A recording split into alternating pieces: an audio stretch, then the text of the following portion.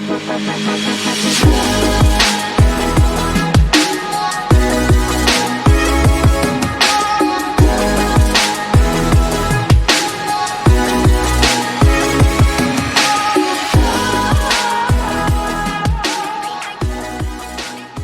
everyone and welcome to another Elliott Wavesoncryptos. It actually has been a while. Do you realize time has gone past very quickly?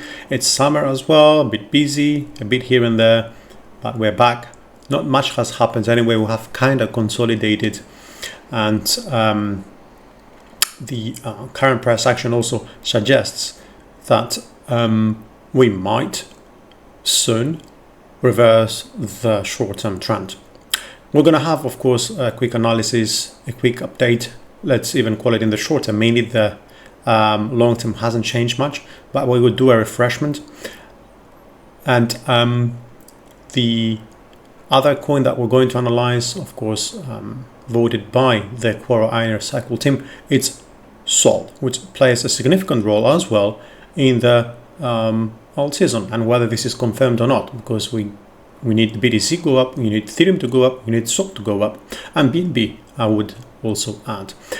So without further ado, let's have a quick look what has happened since last time. Where are we? What are the expectations going forward? The most probable expectations, I would say, at least according to my experience and analysis. And let's not forget, none of this is financial advice. It's purely educational and mainly to support your own analysis. So as you remember, this is the long-term count for BTC.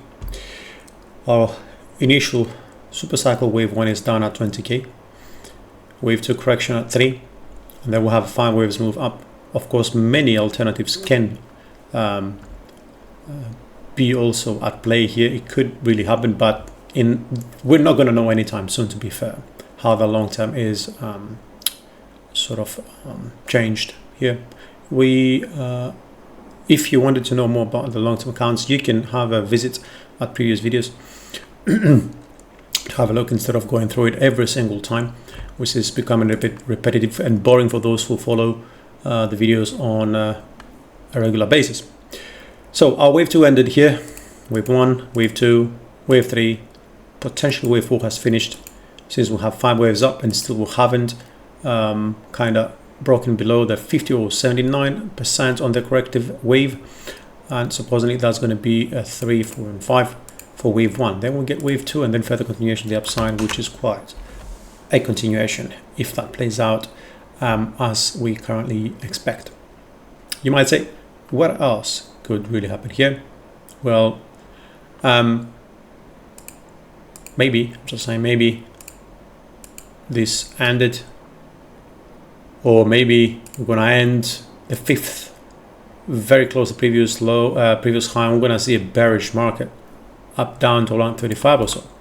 But here's the thing, guys. Now, the very long term, as we remain within this channel, which is the channel, the primary degree channel here, if you see, we connect the 0 line, and actually it should really be a little bit higher up. Depends on how you want to do it. So I think that should make a bit more sense. We go from 0 to 2. Okay, we ignore this, of course, this is a lower degree move. So as long as we are within this channel, the trend, long-term trend, is bullish. And this is perhaps down around the 35k or so. Depends on a potential move to the downside and when it would break that particular low. So this is the current expectation, guys. Now, before we go to the shorter term, I just want to quickly remind you, let me see, of the halvings and why the halvings are important and what do they tell us, and why do I show you, just to quickly remind you that we are currently, in my opinion, in a long-term trend or in a bullish run that is not even close to ending. It's probably close to starting. And how do we make that assumption? Well, you look at this, the duration that it takes from the low to the halving period. It always has been like to the 95% sort of accuracy, I would say, as you can see on the charts. It has been also the same period that it takes from the halving period to the top. Okay, so over here you see the top, over here from low to halving, from halving to top, from low to halving, from halving to top, pretty much here the same, and then from low to halving over here. This shows us that the top is going to be in around September 2025. That means we are at least 1 year before the top is in. This means that in the long term, and given of course the previous sort of runs that we have seen, according to these four, well, it's three pretty much, the three previous runs, we see there is a very big upside to be done.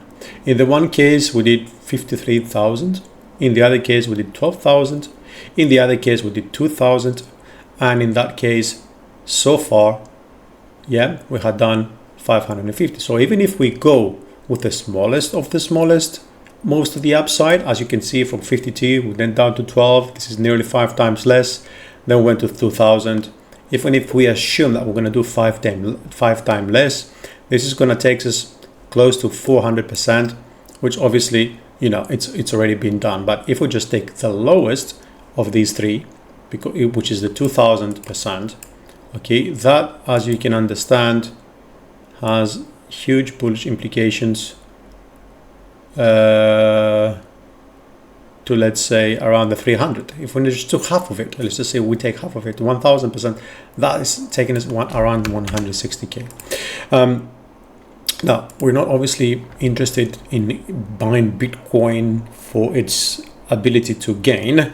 We are more interested about knowing what Bitcoin is going to do, because other coins have definitely much better potential.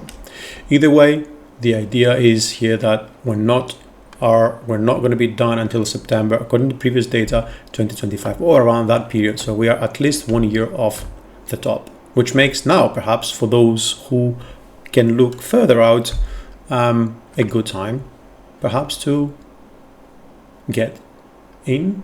Not specifically on Bitcoin, I repeat, because altcoins have been hammered. Okay, and some of them, I'm not going to go to previous ones, we're talking about new coins that have more potential. Some of them have actually gone much lower than I expected, at least, which makes them perhaps ideal to get in. Now, this is the long term. As I said, for the sort of idea of when we're going to end. We looked at the longer term, and now we'll go down to the 4 hours to just show you also my short term count. And I will explain a few things here before we go to Sol. Now, wave 1 and wave 2, wave 3 and wave 4 seems like it's done, but that doesn't necessarily mean it is a done case. Now, if you took the 1-2 correction over here, you see that it lasted 904 bars. Typically, the two corrections, this is a wave 2 and a wave 4, the two corrections take around the same time to complete. Now, if you look at this, we're 680 bars. And if you look at the 900 bar or so, that brings us to like 11 of August, which is not far from now. That doesn't mean we're going to go and do a new low. This is not what I imply. And 680 days versus 9 days is okay, because why? Because we have had a flat is a sideways correction. Supposedly, this seems to be like some sort of, okay, if we do go above the 105, okay, which seems to be a case here, barely, then that means this is an expanded flat, which maybe it's not as a sideways, but since the wave C didn't go below that low, then it means it's a sideways market. And the peculiar thing might be here for some that understand the guideline, guideline of alternation, that we're not supposed to get two sideways corrections. We're supposed to get a sideways and a sharp. Now, that is not considered to be sharp, but it's definitely, a bit more kind of choppy, okay? And then maybe this implies that since this is supposed to be an expanded flat, maybe it implies this is the sort of sharp and this is the corrective. I don't know, but anyway, this is the peculiar thing. Okay, so because it is a W, X, and Y though, okay, it is a more acceptable form of a potential sharp correction versus a triangle or a flat itself, because a W, X, and Y depends on the depth, of course, most of the times, but it's considered to be a more sharp correction. It's preferable, of course, that we do the 60 to 80 sort of corrective legs rather than dip into that in wave X, for example, because we did more than 90%. But either case, either way, now it seems to me like we are done until at least we break, and for those who follow me for a while, know the 79%. The 79% is down at 56.68. Now, just a quick sort of explanation here. I'm looking for an ABC here. Yeah, an ABC over here, and a 1, 2, 3, 4, and 5 here for a wave W, which means we'll have a flat here, guys, because we'll have a 90% correction up here. And then I'm also looking at another flat, A and B and C and Y. Am I looking at this flat again? Because it explains the 5 waves moving up, which is very clear. Okay, and then you have wave Y. Now, there is possibility that wave Y is not finished. Although if we assume that wave W, and typically W and Y take about the same time to complete it. W took 216 bars. If you assume wave X is here, 216 bars is not close to that. 216 though is not too, is very far from this as well. So it's closer to that. So we can make an assumption that this is a done case. But also, what else could be possible? Because wave Y can literally be any correction, guys.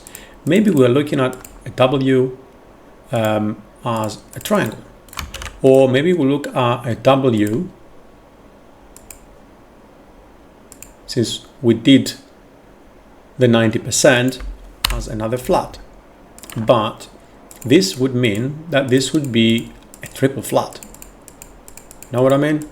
And of course we can go lower down. Apart from a triple flat, which is very, very, very, very rare to see, the Y wave supposedly flat is much bigger than the W and the X. So it doesn't make much sense for that to be a flat. And it doesn't make much sense for it to be a triangle, okay? Because it's taking much longer that they wave a W, okay? We will put a limit though. If you look at the combination of W and X, that takes around 500 bars. You know, we can say that once the 500th bar is in, which takes us to around 29 of August, or the end of August, we can assume that if we don't have a new low by the end of August, then most probably wave 4 is in over here and we're going to move higher. Okay, now over in the shorter term here, we can see this in two different ways. One is this is 1 and 2, which is a flat, and this is 3, 4, and 5, right? Which means wave 1 ended, and then we have an actual flat over here, 1, 2, 3, 4, and 5, and we're going to continue higher. The other way to see this is the way you currently see printed, okay? And that way suggests that wave A is done, wave B is done. We're gonna see wave C ending very soon. Typically, the 61.8 is the level to take advantage of these things, and we have just actually crossed the 50, which means bearish sentiment might prevail in the shorter term, which would imply again that maybe we're going to get to 62.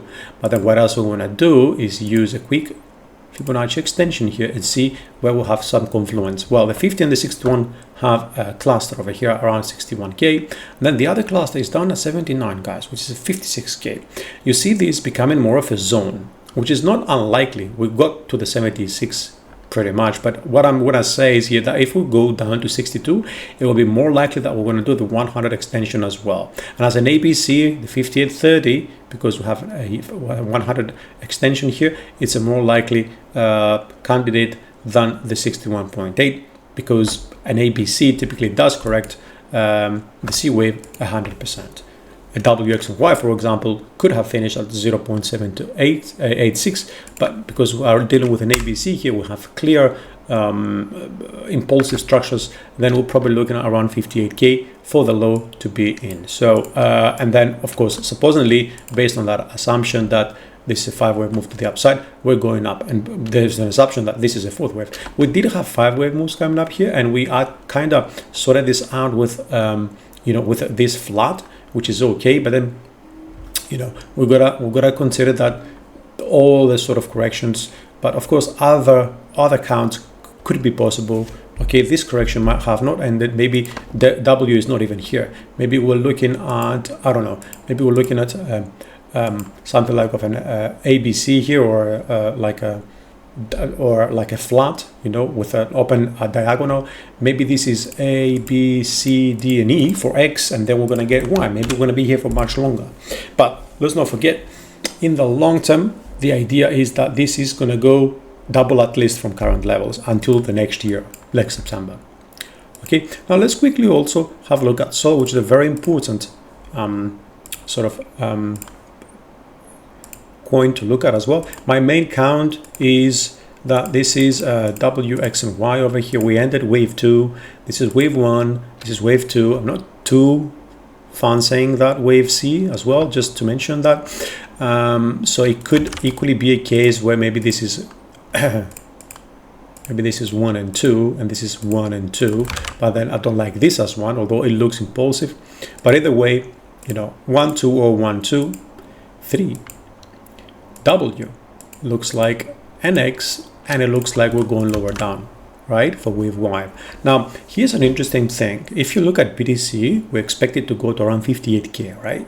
And if you look at SOL, we expect it to go and perhaps do, well, maybe retest the 130, maybe the previous low as well, given, of course, this is kind of sideways. But it also, something important to mention here is that we're looking at a sideways correction in wave 2 and also a sideways correction again in wave 4. But BTC has the same structure. So based on that assumption that the leader is doing this, it wouldn't be highly unlikely that, you know, a follower is also doing this. But, you know, if this is 1 and this is 2, then maybe we're looking at 1, 2, like maybe, who knows, 3 and 4, and maybe this is 5 as a truncated for a third, and then we're gonna do a bigger correction. Not sure. I don't really think it matters as well at the time. What we're looking at, we're looking at BTC and SOL kinda having a very similar price action. We expect a little bit short-term decline, and then we expect that to cause a reversal all the way to the upside in the wave 5. Because in both cases, we expect wave 5. We expect SOL to be more in pain, okay, to fall a little bit harder because its wave 4 is not done yet. It doesn't look like it's done, versus BTC doing a little bit better in terms of how much it falls. And this is fine and considerably, you know, natural, because BTC obviously has much more, you know, market cap to climb off. So it kind of makes sense. Now, another thing we have been looking for the long-term count, that is, if this is an ABC, and someone can make an assumption here that perhaps this is a triangle. You have A and B and perhaps a C. You know, someone can come and just say that perhaps we haven't like ended that move to the downside, and we're going to have a huge flat pattern here, as in the case, of course, of BTC, which is a very bearish count. But currently we are looking at a very bullish count in both cases. I wouldn't say actually very bullish, because we have, in one case in BTC we finished wave 4, and SOL we're going to finish wave 4. The next leg to the upside, the moment it does the 5th wave, you know, it means that we expect a bigger correction. So it's going to be very tricky. But something else I need to mention here is that typically, and closely to commodities, the 5th waves for cryptos are large, okay? Not necessarily larger than the thirds, but sometimes also larger than the thirds, okay? So, you know, it might be a whole new 5th wave that we're going to be doing for the next year. Because to be fair, let's just look at this. This is wave 1, it happened very quickly. But if you see at wave 3, let's assume that it starts here. It took 180 bars on the daily, right? So this is over like half a year. It's like nearly 9 months. So we wouldn't be surprised if we got a 5th wave that lasts that long, which means, I mean, I don't know, August is probably going to be bearish, to be fair. in my opinion, we're going to see. But then you have October and November, which are the US elections. Maybe we're not going to see this flying before then, okay? But that doesn't necessarily mean it's going to fall. If it stabilizes BTC, though, altcoins might fall further. So just keep that in mind while we consider all of that, okay, to make our next decisions.